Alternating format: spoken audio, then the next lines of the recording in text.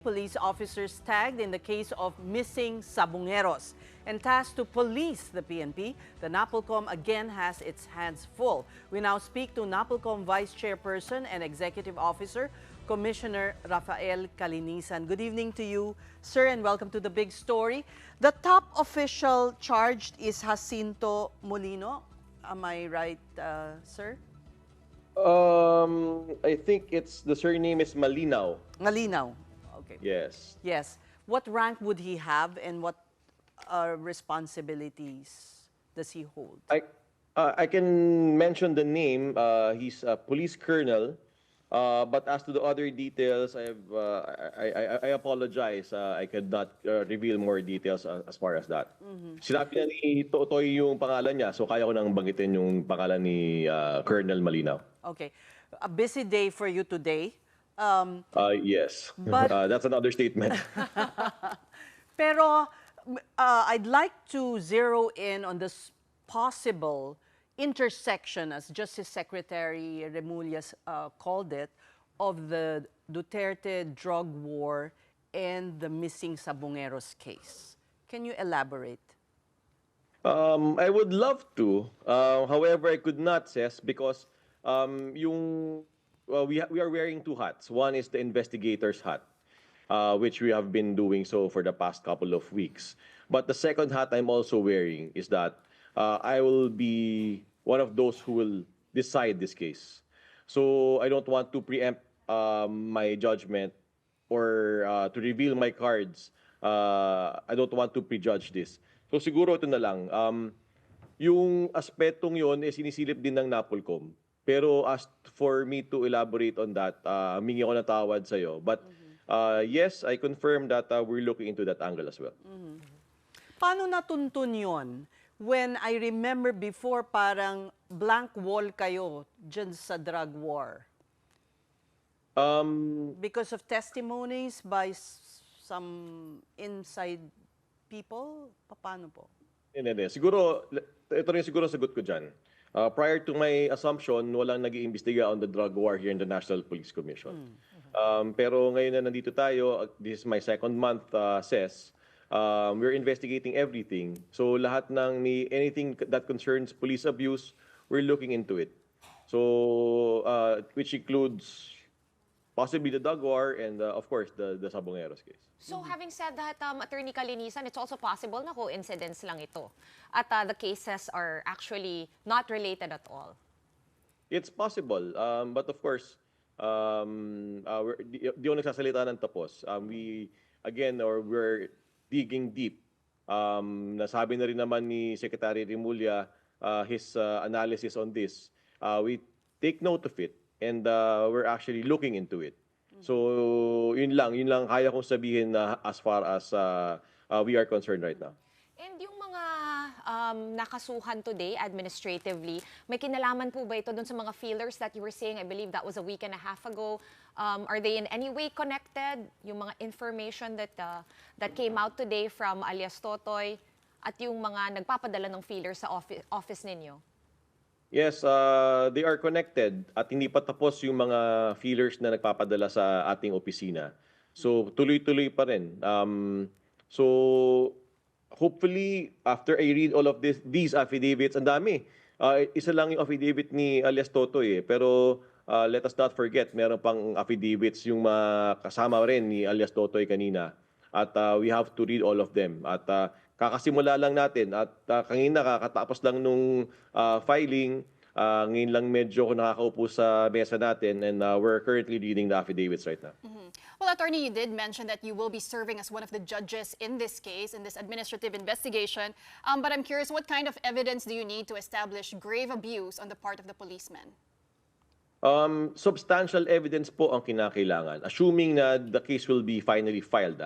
So right now, a complainant has filed his case with the NAPOLCOM. Pero we will still evaluate whether or not to proceed with this case or not. So pwede naming ibasura to, pwede naming i-refer ito, pwede naming ituloy-tuloy ito. Sasagutin din natin yung iba pang respondents dito. So from there, if there is merit with the case that has been filed, a formal charge will ensue. Papasagutin natin uli yung mga respondents dito, hearings will be conducted, after which the Commission and Bank will decide on this case. But attorney, in your initial investigation, have you taken a look already on the money trail, itong petty cash vouchers na binabanggit ni alias Totoy, ni Julie Patidongan, na natanggap daw ng mga police officers? Yes, we're also looking into it. In fact, I can say that it's part of what he has submitted. Attorney, eventually though, this administrative case will have to take a back seat to the main case, which is kidnapping, or eventually upgraded should the remains be found to be connected to the case. How will this work out? Kasi parang sabay mangyayari po yun. What do you mean take a back The seat? main case against the Because- policemen, if they were indeed suspects in the missing Sabongeros case, aside from what I mean is the yes, main case that the DOJ prosecutors will file against them.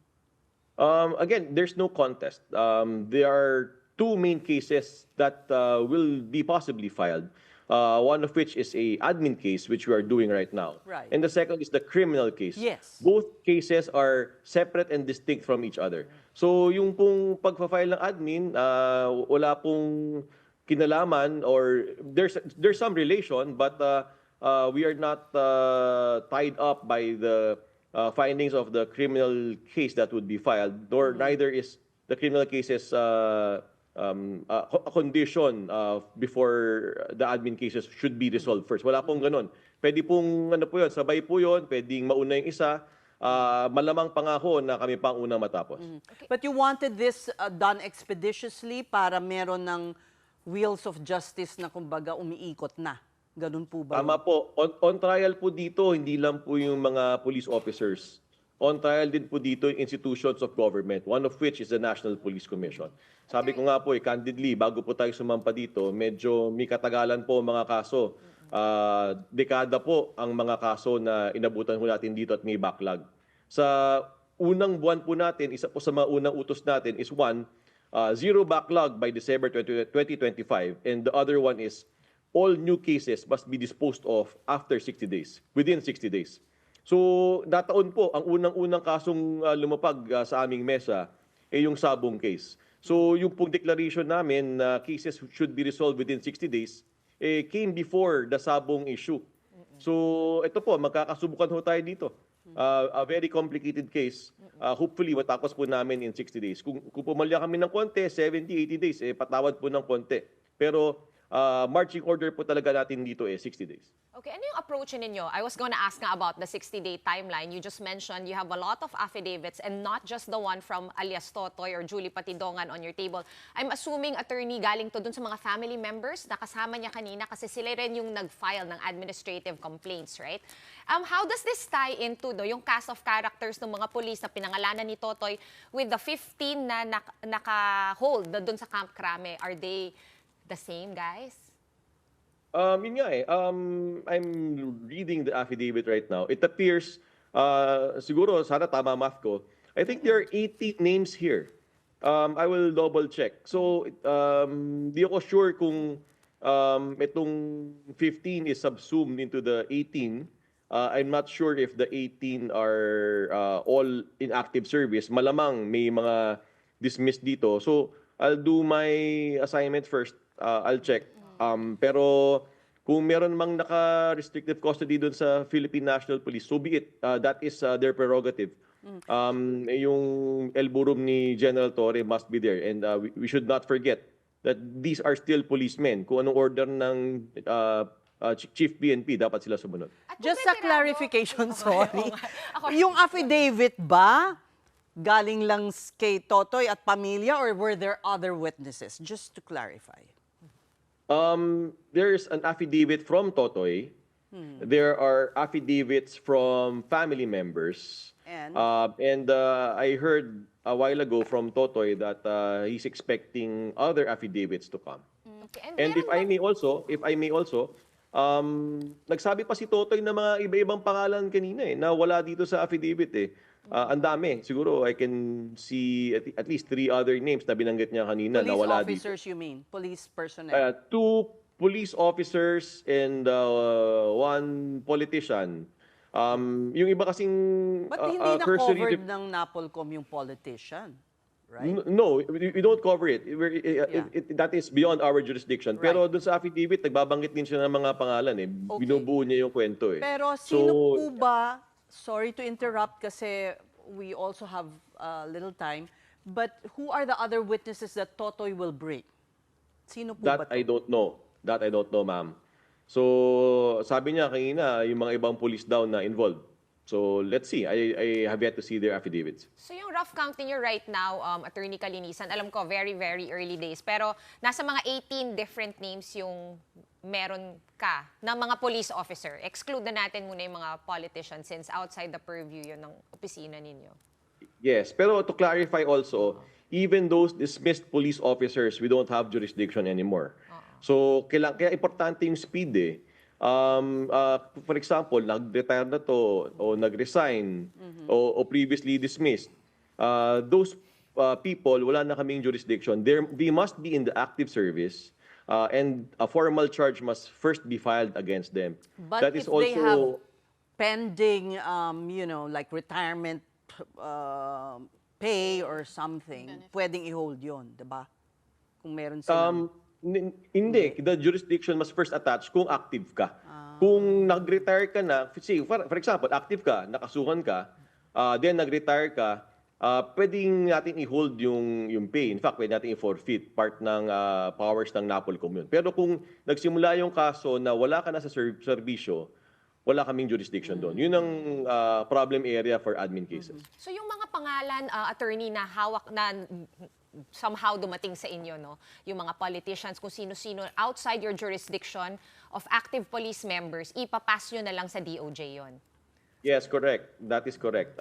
Hindi kami ang hari as far as criminal cases are concerned. That is the Department of Justice's territory. And we are cooperating with all law enforcement agencies to include the Department of Justice. Attorney, earlier, I believe you also mentioned, earlier in the day, you mentioned that some people, individuals have been trying to reach your office, give information through creative ways. What does that mean, Attorney? And does that mean, aside from Julie Patidongan and the families of the victims, there are other witnesses, people who have information, have come forward already? Oo, totoo. Ang daming even entities which should not be reaching out to me have been reaching out to me. And totoo niyan, nakakabahala. Pero let's just say na wala tayong katatakutan. May affidavit na ba nga nakuha from these nagpapadala ng feelers? Or wala pa? Sana nga mayroong magpadala eh. Gaya niyan, si alias Totoy, kinall out natin because he's been speaking out to the media for the longest time. Diba? Araw-araw na ginawa ng Diyos, nasa media siya. So when we called him out, he filed his affidavit, albeit 2 weeks after. Kung meron mang iba pa na nagpapadala ng creative feeler sa atin, ipapilan nyo. Kasi di pwede yung kwentong barbero dito. We're talking about the lives of people here. We're talking about careers of policemen. Tayuan nyo kung may gusto kayong sabihin. Paano ba kayong mahanap? Dito lang naman ho kami. Nasa NAPOLCOM po, napakalaking building ho. Kulang na lang yung bat signal natin, di ba ho? Pero they can easily find us. Okay. Okay. National Police Alright. Commission, EDSA, Corner, Quezon Avenue. All right, thank you so much. Now, we want you to go back to your work, your task ahead of looking over the pile of affidavits. Thank you so much for your time, attorney. That was Maraming salamat, NAPOLCOM Vice Chairperson and Executive Officer Commissioner Rafael Calinisan.